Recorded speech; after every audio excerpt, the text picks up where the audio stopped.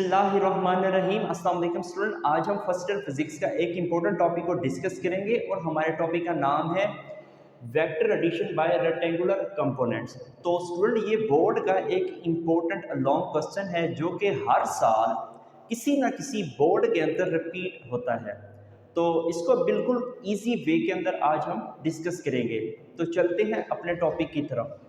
Dear student, हमारे topic का नाम है vector addition by rectangular components. Vector addition का भी मैंने टॉपिक पढ़ा रखा है और रेक्टेंगुलर कंपोनेंट्स का भी मैंने टॉपिक फुल डिटेल के अंदर पढ़ा रखा है। तो स्टूडेंट, अगर आपको ये दो टॉपिक समझ आ गई तो ये वाला टॉपिक बिल्कुल आपको अच्छे से समझ आ जाएगा। फिर भी स्टूडेंट, मैं इनको आज इस लेक्चर में टच दूंगा ताकि आपको ये वाला जो टॉपिक है इसमें कोई दिक्कत ना हो या कोई परेशानी वगैरह ना हो। तो स्टार्ट करते हैं बच्चों आज का खूबसूरत सा लेक्चर। तो मेरे पास स्टूडेंट ये रेक्टेंगुलर कोऑर्डिनेट सिस्टम है। रेक्टेंगुलर कोऑर्डिनेट सिस्टम से मुराद ये है हमारे पास एक्स एक्सिस होगा और वाई एक्सिस होगा। डियर स्टूडेंट, इस रेक्टेंगुलर कोऑर्डिनेट सिस्टम के अंदर हमारे पास दो वेक्टर्स हैं ओ एम। इसको मैं नाम दूंगा वेक्टर ए का, इसको मैं नाम देता हूँ स्टूडेंट वेक्टर ए का। और जो दूसरा वेक्टर्स है ओ एन, इसको मैं नाम देता हूँ वेक्टर बी का। अब इन दोनों वेक्टर्स को मैं ऐड करूंगा।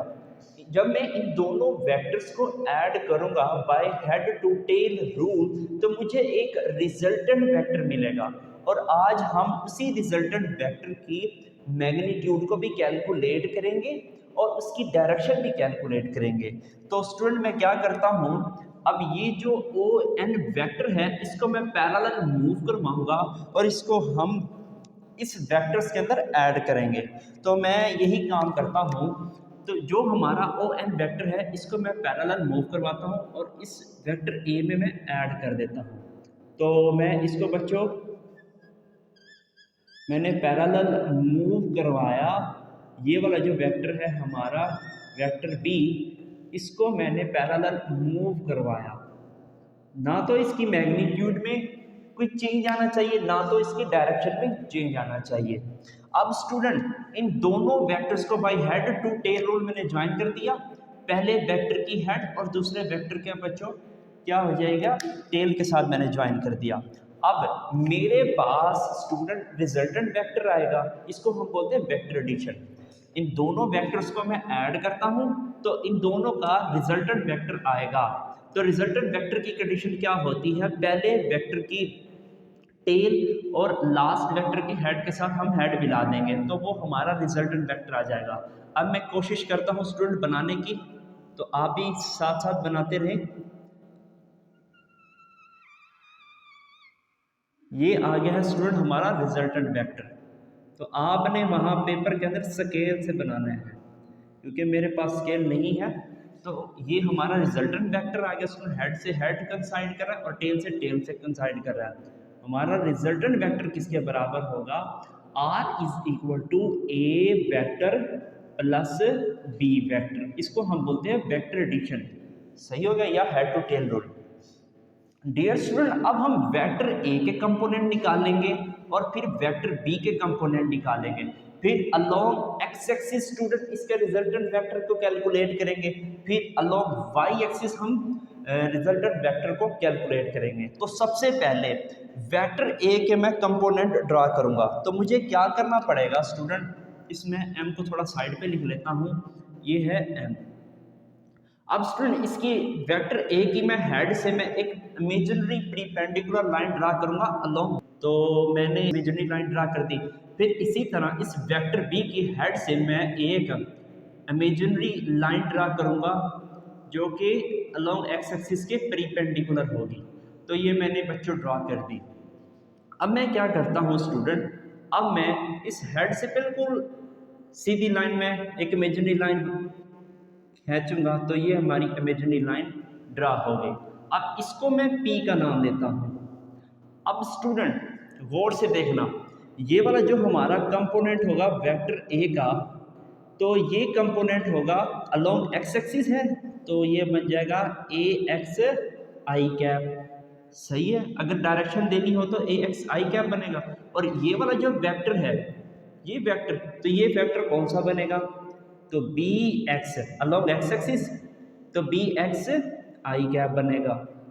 इसी तरह स्टूडेंट ये जो वेक्टर है अलोंग वाई एक्सिस है ना, ये वाला, ये वाई एक्सिस है, तो ये क्या बनेगा? ये वाई एक्सिस होगा। इस वेक्टर ए का ये वाला जो कंपोनेंट होगा, ये हमारे पास ए वाई जे कैप बनेगा।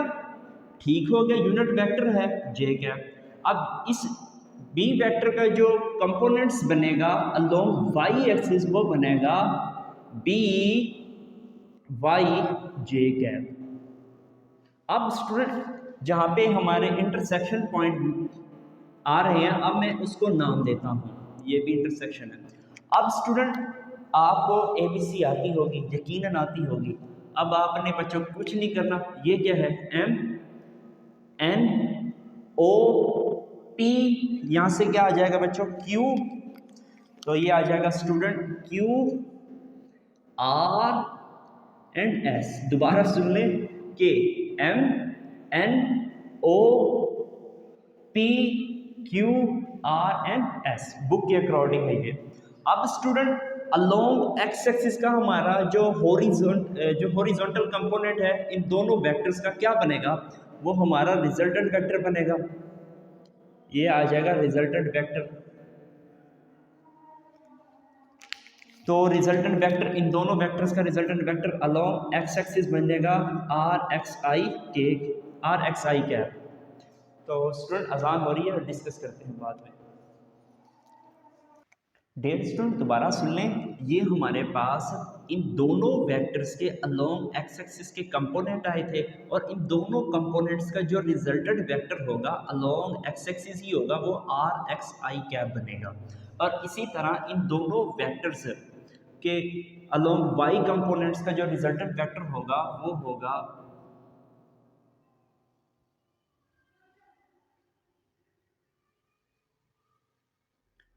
वो स्टूडेंट बनेगा RYJ कैप। तो आई होप स्टूडेंट यहाँ तक बातें समझ आ गई होंगी। अब आप इसकी थ्योरी के अंदर यही कुछ लिखना है आपने, ठीक है? जो मैंने यहाँ पे ऑपरेशन अप्लाई किया है, तो आपने थ्योरी के अंदर यही लिखना है। तो मैंने थ्योरी लिखी हुई है, consider two vectors A and B represented by the line OM and ON as shown in figure। मतलब ये है कि हमारे पास दो वेक्टर्स हैं, A एंड B वेक्टर्स हैं, और उनको बच्चों मैंने रिप्रेजेंट किया था OM एंड ON से, OM एंड OM। तो in shown in figure by head to tail rule the resultant of these two vector is. Student मैंने इन दोनों वेक्टर्स को OM एंड ON को head to tail rule join किया, तो मेरे पास एक रिजल्टेंट वेक्टर आएगा। तो वो resultant vector R is equal to A plus B होगा। Resultant vector is equal to A plus B। अब स्टूडेंट क्या करना है? Resolve the components of vector A, B and R।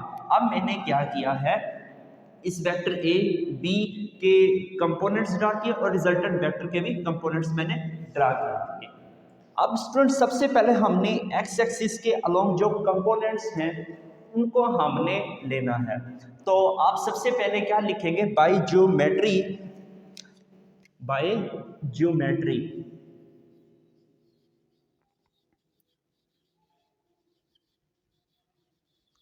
Student by geometry गौर से देखना, हम एक्स एक्सिस के अलोंग रिजल्टेंट वेक्टर कैलकुलेट करेंगे दो वेक्टर्स के कंपोनेंट्स का जो हमें दिए हुए वेक्टर्स हैं। अब स्टूडेंट ये आपने गौर करना है, O R is equal to, O R किसके इक्वल होगा स्टूडेंट? जब मैं इन दोनों को ऐड करूंगा, O Q plus Q R, तो O Q plus Q R. अब हम इनको समझते हैं। डियर स्टूडेंट आप एज्यूम करें ये मेरे पास O पॉइंट है और ये R पॉइंट है। इस तरह समझो, ये मेरे पास O पॉइंट है और ये R पॉइंट्स है, ठीक है? O R पॉइंट उस वक्त ही आएगा जब स्टूडेंट मैं ऐड करूंगा O से P तक, ये O से Q तक, ये O से Q बन जाएगा और ये Q से R हो जाएगा। अब जब मैं इन दोनों को ऐड करूंगा तो मेरे पास क्या बनेगा? O R नहीं बनेगा। दोबारा सुन ले, ओ आर किसके बराबर होगा, ओ क्यू और क्यू से आर तक। तो ये हमारा क्या बन जाएगा स्टूडेंट, ओ आर के इक्वल आ जाएगा। आई होप ये प्रैक्टिकल एग्जाम्पल समझ आ गई होगी। अब आपने करना ये है, ये जो vector resultant vector along X axis है, जस्ट हमने इसकी मैग्नीट्यूड लेनी है, डायरेक्शन नहीं लेनी है। दोबारा सुन ले स्टूडेंट, ये जो रिजल्टेंट वेक्टर हम कैलकुलेट कर रहे हैं, हमने जस्ट इसकी मैग्नीट्यूड लेनी है, डायरेक्शन को इग्नोर करना है। तो ये गलती नहीं करनी आप इसकी मतलब डायरेक्शन लेने, डायरेक्शन नहीं लेनी, मैं बार बार रिपीट कर रहा हूँ, डायरेक्शन नहीं लेनी, जस्ट मैग्नीट्यूड लेना है। तो मैं इसकी मैग्नीट्यूड लेने लगा हूँ बच्चों, ओ आर किसके बराबर है, आर एक्स, आर एक्स, हमने डायरेक्शन को रिमूव करना है। तो ये आ जाएगा R X which is equal to student, अब ओ क्यू किसके बराबर है, ए एक्स, तो ये आ जाएगा ए एक्स, फिर प्लस वैसे का वैसा, फिर स्टूडेंट हम क्या करेंगे, क्यू आर किसके बराबर है, बी एक्स। तो ये हमारे पास कंपोनेंट आ गया है, resultant component along X axis. अब आपने इसकी थ्योरी के अंदर क्या लिखना है, अब थ्योरी के अंदर स्टूडेंट लिखेंगे आप इस इक्वेशन को देखते हुए कि the sum of magnitude of vector A and B along X axis is equal to the resultant vector along X axis. तो मैं ये लिख देता हूं, द सम ऑफ,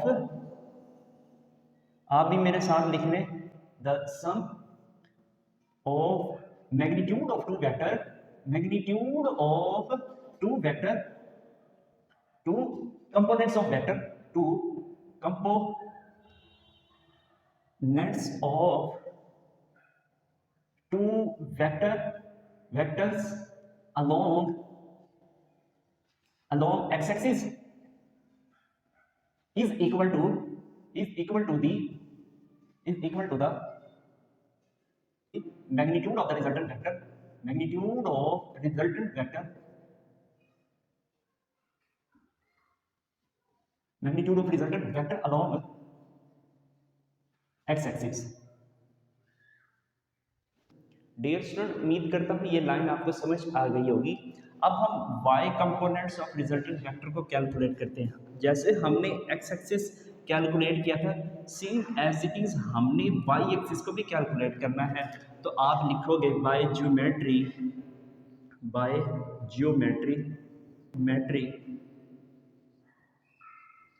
तो बाय ज्योमेट्री क्या कहती है स्टूडेंट, r से p बराबर होगा, r से p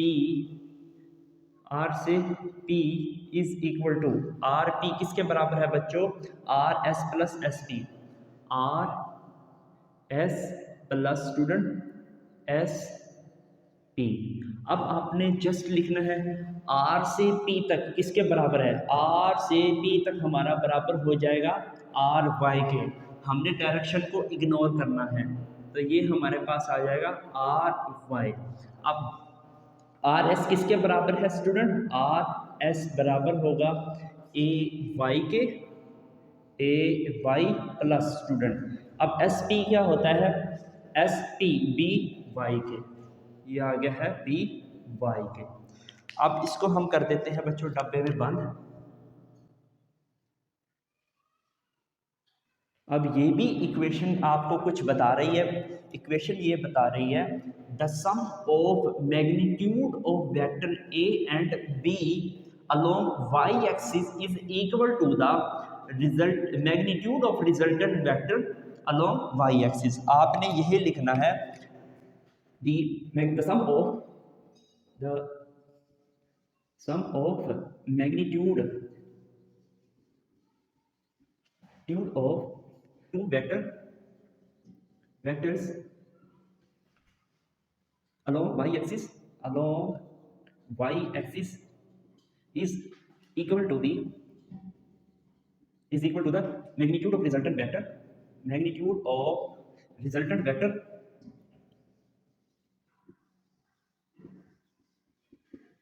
vector along y axis, तो स्टूडेंट आई होप यहाँ तक समझ आ गई होगी। अब आप इस इक्वेशन को 1 का नाम दे दें और इस इक्वेशन को स्टूडेंट 2 का नाम दे दें। ये हमारे पास इक्वेशन आ गई है 2। अब बच्चों इन दोनों वेक्टर का जो रिजल्टेंट वेक्टर बनेगा वो कुछ इस तरह से बनेगा। तो गौर से देखना, ये इंपॉर्टेंट बात है। जो टोटल रिजल्टेंट हमारा बनेगा, टोटल रिजल्टेंट वेक्टर वो कुछ इस तरह से बनेगा। तो resultant vector is equal to R X I क्या बनेगा और plus student R Y J cap. दोबारा सुन लें, जो हमारा रिजल्टेंट वेक्टर टोटल बनेगा ना वो क्या बनेगा student, R X I cap plus student R Y J cap. तो अब हम वैल्यूज़ को पुट करते हैं। गौर से देखना, ये वाली जो वैल्यूज़ हमने कैलकुलेट की हैं इक्वेशन 1 एंड 2 की, तो इसमें पुट करनी है यूजिंग इक्वेशन 1 एंड 2। यहाँ पे लिखना है, लाइन नहीं है थी मेरे पास, तो यहाँ आपने नीचे लिखना है। तो मैं यहाँ लिख देता हूँ using equation 1 and 2 we get. तो स्टूडेंट पुट करते हैं हम वैल्यूज़ को। हमारा जो टोटल रिजल्टेंट वेक्टर बनेगा, आर एक्स की जगह ये वाली वैल्यूज़ को पुट करना है, A X plus B X. तो ये बन जाएगा A X plus B X whole I cap plus student R Y. तो आर वाई की जगह ये वाली वैल्यूज को पुट करना है हमने, ए वाई प्लस बी वाई और आ जाएगा जे कैप। अब हमने इसको करना है डब्बे में बंद स्टूडेंट।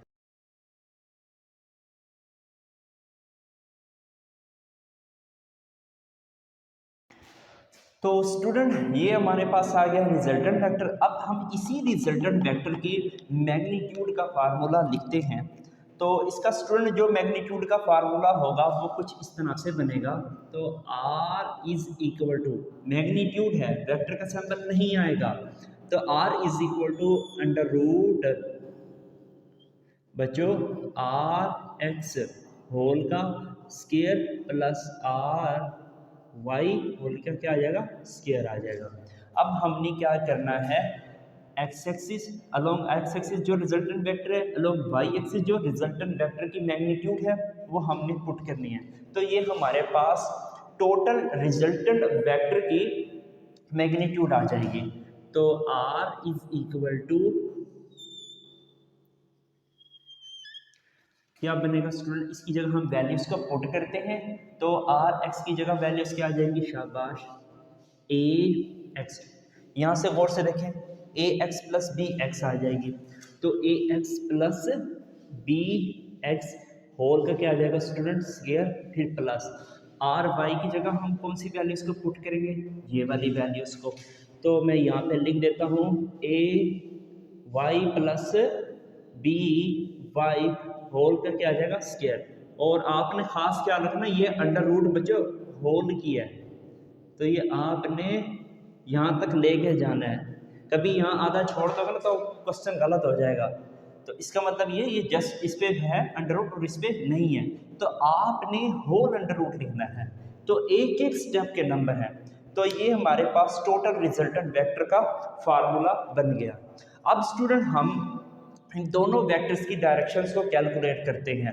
तो स्टूडेंट उसका जो फार्मूला होता है वो होता है टेन थीटा। टेन थीटा क्या होता है, अलोंग वाई एक्सिस जो हमारा रिजल्टेंट वेक्टर होगा की मैग्नीट्यूड होगी रिजल्टेंट वेक्टर की, और अलोंग एक्स एक्सिस की जो रिजल्टेंट वेक्टर की मैग्नीट्यूड होगी, इन दोनों को हम डिवाइड कर देंगे। दोबारा सुने, tan theta is equal to होगा हमारा स्टूडेंट अलोंग वाई एक्सिस का जो रिजल्टेंट वेक्टर होगा उसकी मैग्नीट्यूड को मैं अलोंग एक्स एक्सिस की जो रिजल्टेंट वेक्टर की मैग्नीट्यूड को डिवाइड कर दूंगा। तो ये हमारे पास फार्मूला बन जाएगा, tan theta is equal to, तो R Y divided by R x.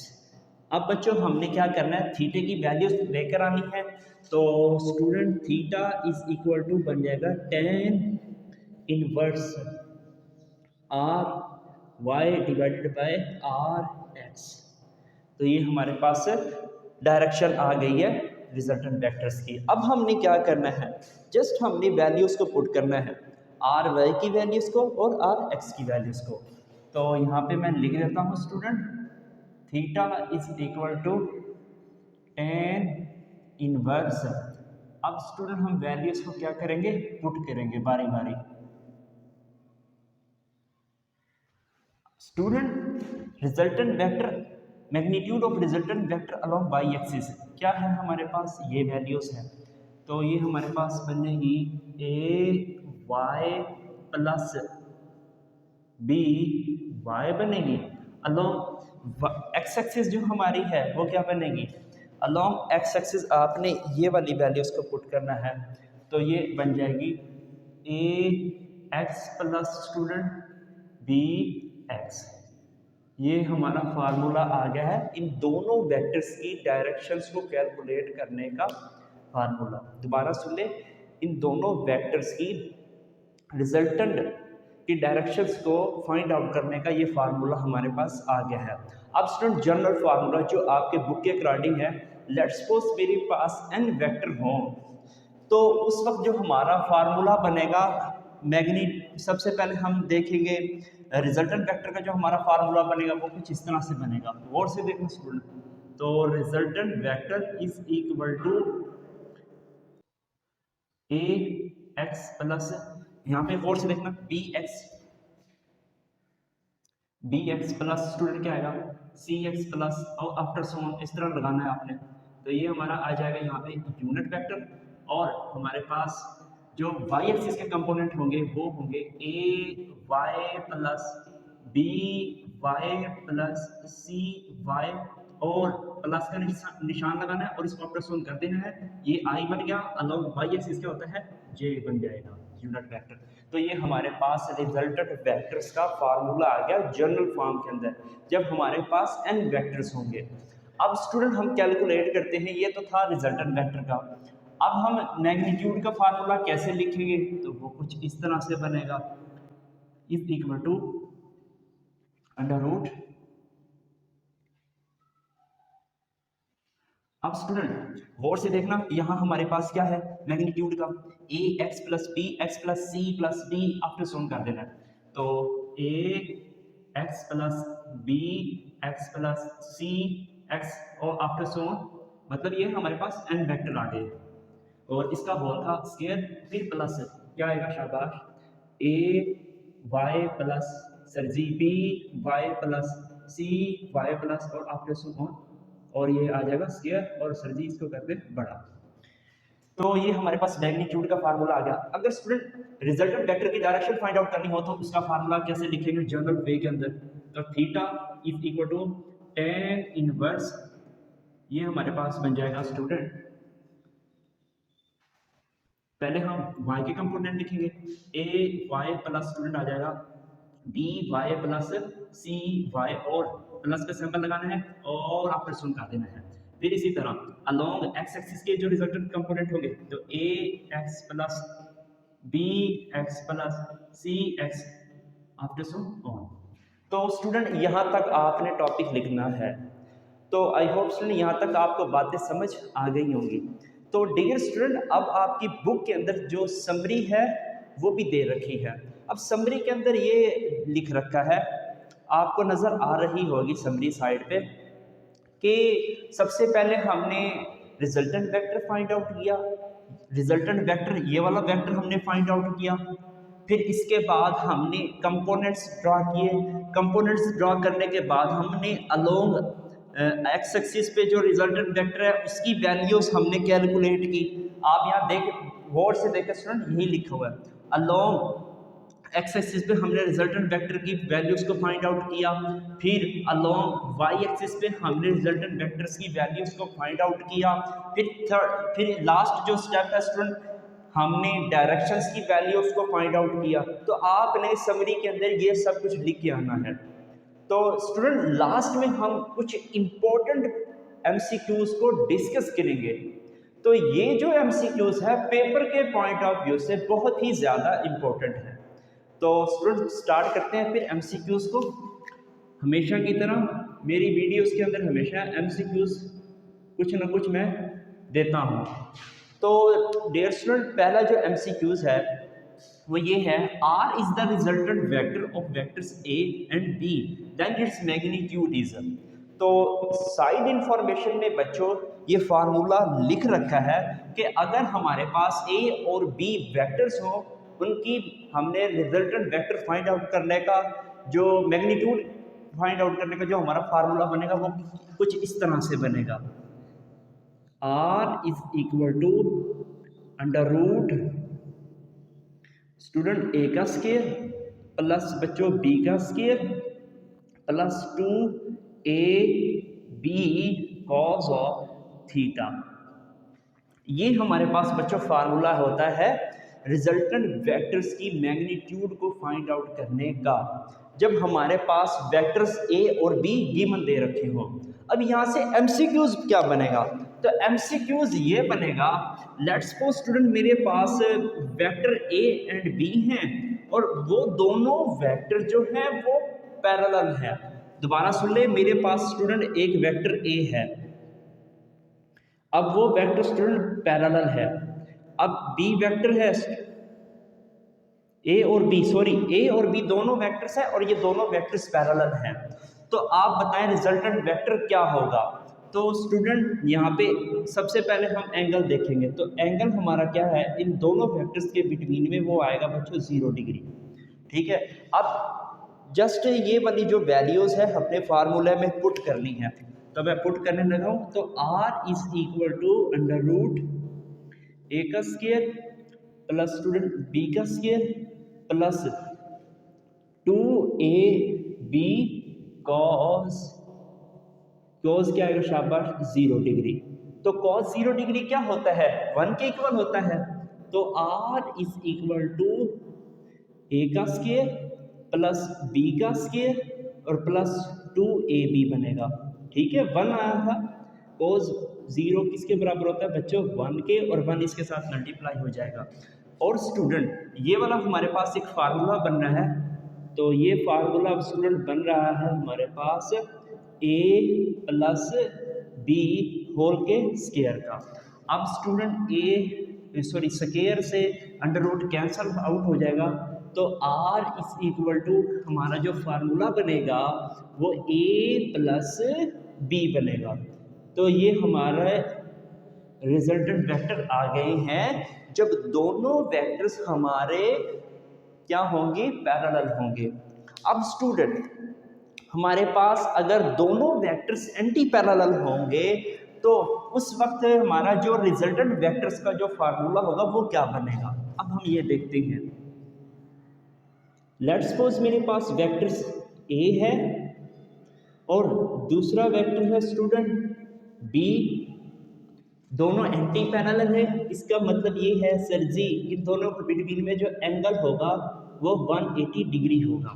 Just हमने वैल्यूज को पुट करना है, हमारा रिजल्टेंट वेक्टर्स आ जाएगा। तो रिजल्टेंट वेक्टर की मैग्नीट्यूड का फार्मूला आ जाएगा, तो ये आ जाएगा स्टूडेंट A का स्क्वायर प्लस B का स्क्वायर प्लस स्टूडेंट आ जाएगा 2AB। अब कोस 180 डिग्री, तो कोस 180 डिग्री होता है स्टूडेंट, ये हमारे पास होता है -1 के। अब -1 स्टूडेंट इसके साथ मल्टीप्लाई हो जाएगा तो क्या बनेगा, तो R is equal to A का स्क्वायर प्लस B का स्क्वायर माइनस 2AB। जो हमारा रिजल्टेंट वेक्टर होगा ये फार्मूला बन रहा है स्टूडेंट, तो हमारा रिजल्टेंट वेक्टर बनेगा वो बनेगा A माइनस B होल का स्क्वायर। तो स्क्वायर से अंडर रूट कैंसल, तो रिजल्टेंट वेक्टर हमारा बनेगा A माइनस B। तो जब दो वेक्टर हमारे एंटी पैरेलल होंगे तो उस वक्त जो हमारा फार्मूला बनेगा R is equal to A minus B formula बनेगा। तो डियर स्टूडेंट अब आपने खुद कैलकुलेट करना है और कमेंट सेक्शन में बताना है। अब आपने करना ये है कि जब हमारे पास दो वेक्टर्स हैं और दोनों वेक्टर्स 90 के एंगल बना रहे हैं, ये हमारे पास A वेक्टर्स है और ये हमारे पास स्टूडेंट आ गया है B वेक्टर्स। अब इन दोनों के बिटवीन में 90 का एंगल है, तो उस वक्त हमारा रिजल्टेंट वेक्टर क्या बनेगा। तो एक ये एमसीक्यूज हो गया। तो डियर स्टूडेंट एक और एमसीक्यूज कुछ इस तरह से बनता है, तो वो आपको कुछ ए की वैल्यू देगा, वेक्टर ए की वैल्यू देगा और वेक्टर बी की वैल्यू देगा। वो इस तरह से एमसीक्यूज दे सकता है, if vector A is equal to 30 newton and vector B is equal to 20 newton and both vectors are perpendicular to each other, find the resultant vector. तो आपने क्या करना है उस वक्त, ए की वैल्यू उसका स्केल लेना, फिर बी की वैल्यू उसका स्केल लेंगे, और दोनों वेक्टर अगर परपेंडिकुलर हैं तो cos थीटा की जगह आप क्या पुट करेंगे, परपेंडिकुलर तो 90 पुट करेंगे, तो हमारा रिजल्टेंट वेक्टर वहां पर आ जाएगा। तो आई होप स्टूडेंट आज आपको लेक्चर समझ आ गया होगा। अब आप इसका स्क्रीनशॉट ले लें।